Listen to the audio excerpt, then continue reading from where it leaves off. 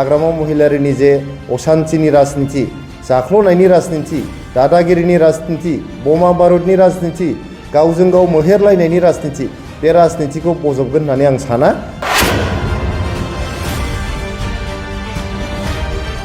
हाग्रामा महिलारिखौ रावबो बिपिएफनि दैदेनगिरि जाजानो लुबैला, बेखौ बिथाङा हमथानो थाखायनो दिनै माने दैब्य स्वप्न जायखौ बुङो, सानावनो सिमां नुगासिनो बिथाङा। बिथांखौ रिजेक्ट खालामखाबाय, बिथाङा सासे फेल लिडार आरो रिजेक्टेड लिडार, गतिके दिनैहाय बिथाङा मिडियायाव बानसावलाबाय थाबानो बिथांनि सरकार फैया।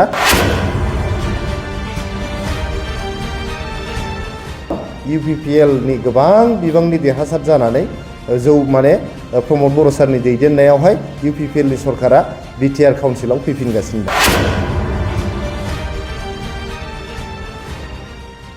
मैया मोनसे जोबोद मिनिथावना, दुखुनांथावना आरो लाजिनांथावना मोनसे खौरां ओंखारदों। जोंनि आगोलनि बिटिआरनि चिफ मानगोनां हाग्रामा महिलारि बिथाङा मोनसे आरजाथावै बाथ्रा बिथाङा बुंदों जे इउपिपिएल सरकारा लायबिलिटि गालांनो नाङा आरो दानिफ्रायनो अफिसारफ्रा खामानि मावनो नाङा, ठिकादार साप्लायारफ्रा खामानि मावनो नाङा होननानै बिथाङा मोनसे धमकि होनाय बायदि बाथ्रा मैया बुंदों। जोबोद मिनिथावना, जोबोद दुखुनांथावना आरो जोबोद लाजिनांथाव बाथ्रा जादों होननानै आं सानो। जोङो जेब्लानाखि 2020 मायथाइनि डिसेम्बर दानाव सरकार सालायनो जागायदोंमोन इउपिपिएल आरो बिजेपिआ, अब्ला जोङो 2900 कौटि रांनि लायबिलिटि बिथांनिफ्राय जोङो रुजुननो गोनां जादोंमोन। 17 बोसोरनि सरकाराव बिथाङा 2900 कौटि रां बिथाङा लायबिलिटि गालांदोंमोन। ठिकादारफोरखौ, साप्लायारफोरखौहाय बिथाङा थगाय पार्सेन्टेज जालांनानै आरो गोबां बिबांनि रां बिथांमोननिफ्राय लानानै बिथाङा राजखान्थि खालामनानै बिथांमोननो बिल होलांनो हायाखै। 2900 कौटि, 2900 कौटिनि गेजेराव जोङो तदन्त खालामनानै मोनबाय जे 1500 कौटियानो नंखाय बिल, बेयो 2 नाम्बारि बिल। 2 नाम्बारि बिल होहोनानैबो बिथाङा गोबां बिबांनि रां ठिकादार आरो साप्लायरफोरनिफ्राय जालांदों होननानै जोंनाव फोरमान दङ। दा बिथाङा जे बुंदों जोंखौ लायबिलिटि गालांनो नाङा आरो अफिसार आरो ठिकादारफोरखौ जे बिथाङा धमकि होदों दानिफ्रायनो खामानि मावनाङा होननानै, बियो जोबोद मिनिथाव आरो लाजिनांथाव जादों। मानो होनोबा नोंथांमोना नुबाय जोङो थांनाय 4 बोसोर जोंनि सरकारनि दिनाव थाइसेबो लायबिलिटि जोंनाव गैया। बरंस बिथांनि दिनाव थानाय लायबिलिटिफोरखौ जोङो बोसोरे 200 कौटि 300 कौटि सुख'यै दा फ्राय गैलायानो, एसेल'सै। बिथांनि दिननि 2900 कौटि लायबिलिटिखौ जोङो सुख'जोबनो गोनां जाबाय। जे जिनिसा रायजो राजानि रांमोन, जे जिनिसा पाब्लिक मानिमोन, जे रांजोंहाय लामा, दालां, जाम्फै बेफोर बानायनांगौमोन, स्कुल कलेज बानायनांगौमोन, फसंथान अनुस्थान प्रतिष्ठान बानायनो गोनां दङमोन, बेखौ बानायनायनि अनगायै जोङो बिथांनि दोनलांनाय बाखि, बिथांनि दोनलांनाय लायबिलिटि बेखौसो जोङो सुख'बाय थानो गोनां जादों। आरो जोंनि दिनाव जेखिनि खामानि जादों नोंथांमोना सोंनो हागोन, खुनु ठिकादार, खुनु साप्लायार, खुनु बेक्तियानो थाइसे रांनि लायबिलिटि मोननांगौ होननानै बुंनो हाया। जोंनि दिनाव बोसोरब्रै जालांबाय, जेसेबां रां बाजेट फैयो जोंनाव बेसे बाजेटखिनिनिल' जोङो एडमिनिस्ट्रेटिभ एप्रुभेल होखायो। बोसोराव जुदि 800 कौटि फैयोबा 800 कौटिनि एप्रुभेल, 750 कौटि फैयोबा 750 कौटिनि एप्रुभेल, जोंना बेखिनिखौल' जोङो एडमिनिस्ट्रेटिभ एप्रुभेल होदों आरो लगे बिल जोङो होदों। लोगोफ्रा, बिथांनि दैदेनगिरि मावथि लोगोफ्रा गासैबो बिथांखौ नागार इउपिपिएल हान्जायाव आरो गुबुन हान्जायाव थांजोब्बाय। गतिके दिनै बिथाङा हारसिङै जाबाय। बिथाङा दिनै फैगौ बिसायख'थिखौबो गेलेनो, केम्पेइन खालामनो मानसि मोना जादों। बिथाङा गावनि हान्जानो टिकेट होनो थाखाय 40टा समस्थियाव टिकेट होनोबो मानसि नागिरनानै मोना जादों होननानै जों मिथिनो मोन्दों। गतिके दिनै बिथाङा सासे कनस्ट्राक्टिभ अपोजिशननि लिडार जानो थाखाय बिथाङा थियारि जानांगौ। थांनाय 4 बोसोरथ' बिथाङा बिटिसि एसेम्ब्लियाव खनसेबो फैयाखिसै। बिथाङा लिडार अफ अपोजिशन जानानैबो, जोङो अपोजिशन हान्जानि दैदेनगिरि जानानै, सासे MCLA जानानै मानो बिथाङा जोंनि बिटिसि एसेम्ब्लियाव हाबफैनो हादिया? बिथाङा सरकारनि मोजां मावनाय, गाज्रि मावनाय आसि थुयै खिथानानै जोंहा जुदि माबाफोर गोरोन्थि जालांबायबा बे गोरोन्थिखौ फोसाबनायनि मोनसे राहा लामा बिथाङा होनांगौमोन। सासे अपोजिशननि लिडार जानानै सानसेबो बिथाङा एसेम्ब्लियाव फैयाखिसै। अब्ला बिथाङा सासे फेल लिडार, सासे बियो दिनै रायजोजों रेजेक्ट खालामजानाय आरो जोंनि सुबुं दारा खान्थिखौ बिसास खालामै, डेम'क्रेसिखौ बिसास खालामै सासे दैदेनगिरि, जायनि थाखाय बिथाङा एसेम्ब्लियाव फैयाखै, एसेम्ब्लियाव बाथ्रा बुंफैयाखै, बोरबा बाहेरा साइडआव थानानै मिडियायाव जानला मोनला मिनिथाव दुखुनांथाव खोथा बिथाङा बुंबाय थायो। सासे मेचियर्ड लिडारबा बिथाङा एसेम्ब्लियाव फैनांगौ, एसेम्ब्लियाव बाथ्रा बुंफैनांगौ, जोंनि सरकार सालायनायाव माबाफोर जुदि थालांबायबा, माबाफोर जुदि गेना गोरोन्थिफोर जाबायबा बिथाङा आसि थुनानै खोन्थानांगौ। बेनो जोंनि गणतन्त्रनि नियम, बेनो डेम'क्रेसिनि सिस्टेम। गतिके बे सिस्टेमखौ बिथाङा नेवसिगारनानै गावनिनो हारसिङैनो डेभेलप खालामनाय मोनसे सिस्टेम दिनै बाव सालायनो नागिरदों। बेयो जानाय नङा। नोंथांमोना नुगोन सेप्तेम्बर दानाव जेब्लानाखि बिसायख'थि जागोन, जोंना IPPL हान्जाना ग्रोम ग्रोम ग्रोम देरहाजोबनानै फिन खनसेबाव जोंनि प्रमद बर' सारनि दैदेननायाव UPPLनि सरकार फैनो थांगासिनो दं। रायजो राजाफ्रा दिनै जोबोद गोजोननाय दं जोंनि सरकारनि सायाव, जे जिनिसखौ साननो हायाखैमोन 40-50 बोसोर जे जोंनि जायगायाव दुंदुंहाव हाव थासारिमोन, गावजों गाव बुथारलायनाय, आर्मिजों होसोजानाय, पुलिसजों खानानै लायजानाय, गावथारलायनाय, बुथारलायनाय, न' सावलायनाय, रिलिफ केम्पआव थानांनाय, बमा बारुदनि राजखान्थि गासैखौबो फोजोबजोबनानै प्रमद बर' सारनि दैदेननायाव दिनैहाय जोंनि बिटिआर ओनसोलाव सान्थिया फैफिनबाय।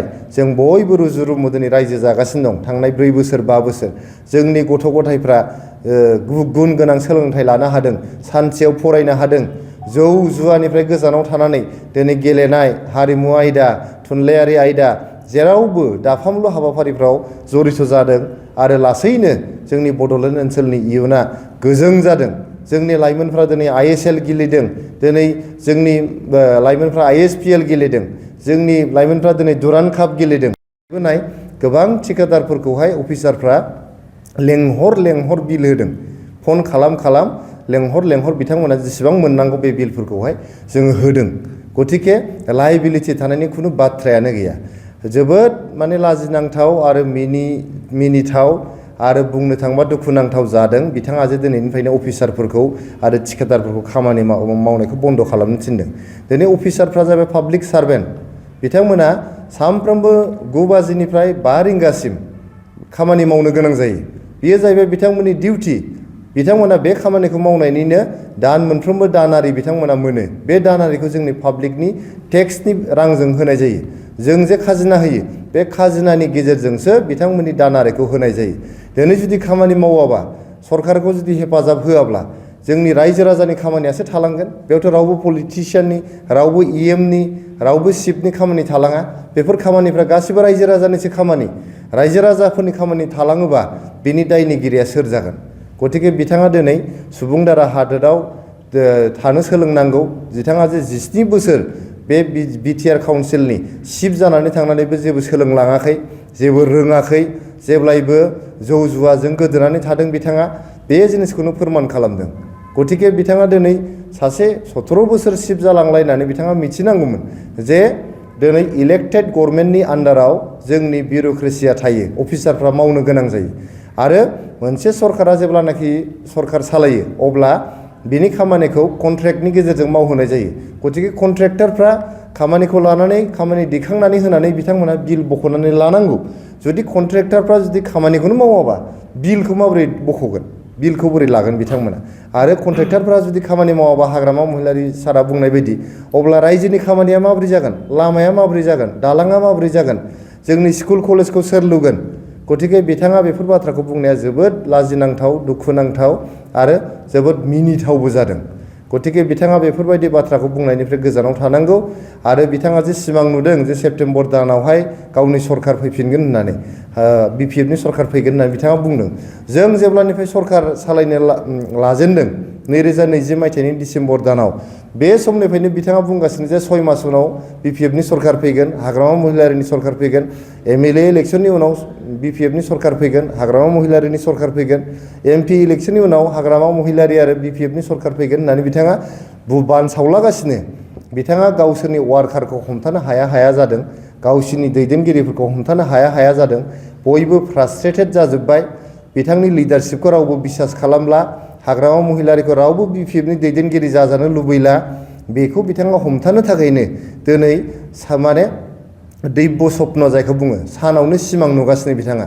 साननि सिमां नुनानै बिथाङा जेब्लायबो सरकार दानो होननानै गावनि वार्कारफोरखौ हमथानो नागिरदों खिन्थु इन्टारनेशनेल एरेनायाव थांनानै पारफर्म खालामहैदों हारिमु आयदायाव जौगासारदों थुनलाइ आयदायाव जौगासारदों जोंनाव बोसोरसेयाव दिनै 50, 55, 60 एसिएस अफिसारफोर ओंखारदों गोबां नाजानायनि गेजेरजों डक्टर इन्जिनियारफोर ओंखारदों दिनै मिशन सुपार 50 खालामनानै दिनै बड'फा सुपार 50 मिशन खालामनानै गोबां लाइमोनफ्रा दिनै गुन गोनां सोलोंथाइ मोननानै गिदिर अफिसार इन्जिनियार डाक्टार जादों दा बेबायदि थासारियाव रावबो हाग्रामा महिलारिनि जे असान्तिनि राजनिति जाख्ल'नायनि राजनिति दादागिरिनि राजनिति बमा बारुदनि राजनिति गावजों गाव मोहेरलायनायनि राजनिति बे राजनितिखौ बजबगोन होननानै आं साना बिथांखौ रिजेक्ट खालामखाबाय बिथाङा सासे फेल लिडार आरो रिजेक्टेड लिडार गतिके दिनैहाय बिथाङा मिडियायाव बानसावलाबाय थाबानो बिथांनि सरकार फैया नायनानै लैथ'आ सेप्तेम्बर दानाव UPPL नि गोबां बिबांनि देरहासार जानानै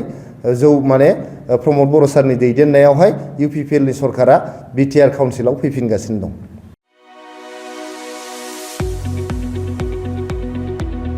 गुनगोनां गोजौ सोलोंथाइ लानो गोसो गुदुं फरायसाफोरनि थाखाय गोजोनथाव खौरां क'क्राझारनि बड'लेण्ड स्टार एकाडेमियाव फरायसाफोरनि मुं थिसननाया सोलिगासिनो 2025-26 सोलोंथाइ बोसोरनि थाखाय 6 थाखोनिफ्राय 9 थाखोसिम आरो HS फार्स्ट इयार आरो HS सेकेन्ड इयार थाखोआव फरायसाफोरनि गोदानै मुं थिसननाया सोलिगासिनो क'क्राझार शहरजों नांजाबनाय साहा फारसे साखाथि तितागुरियाव थानाय बड'लेण्ड स्टार एकाडेमि क'क्राझाराव बड' मिडियामनि 6 थाखोनिफ्राय 9 थाखोसिम साइन्स आर्ट्स कमार्स स्ट्रिमाव बड' आरो इंलिश मिडियामाव HS फार्स्ट इयार आरो HS सेकेन्ड इयार थाखोआव फरायसाफोरनि गोदानै मुं थिसननाया दासान्दि सोलिगासिनो दं रोंगौथि गोनां फोरोंगिरिफोरनि फोरोंथाय होनायजों लोगोसे गोबां उफ्रा सोलोंथाइनि खाबुफोर जेरै डेली फ्री JEE आरो नीट क्लास JEE नीट आरो कम्पिटिटिभ एग्जामनि थाखाय free mock test English speaking class daily GK class career guidance library facilities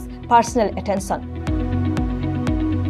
हौवासा आरो हिन्जावसाफोरनि थाखाय आलादा थाग्रा हस्टेल बायदि सोलोंथाइ खाबुफोरजों गुनगोनां सोलोंथाइखौ बे बड'लेण्ड स्टार एकाडेमियाव मोननो हागोन बेनि अनगायैबो मेट्रिक आनजादाव 85% एबा बेनि बांसिन नम्बर मोननाय फरायसाफोरनो बेसेन लायालासे मुं थिसनथाइ होगोन आरो बिफेल नखरनि फरायसाफोरनो मुं थिसननायाव 20% रेहाय होनाय जागोन अब्ला मानोथो गोबाव खालामनो नोंथाङाबो गुनगोनां गोजौ सोलोंथाइ लानो थाखाय क'क्राझारनि बड'लेण्ड स्टार एकाडेमियाव मुं थिसननायनि खाबुखौ लादो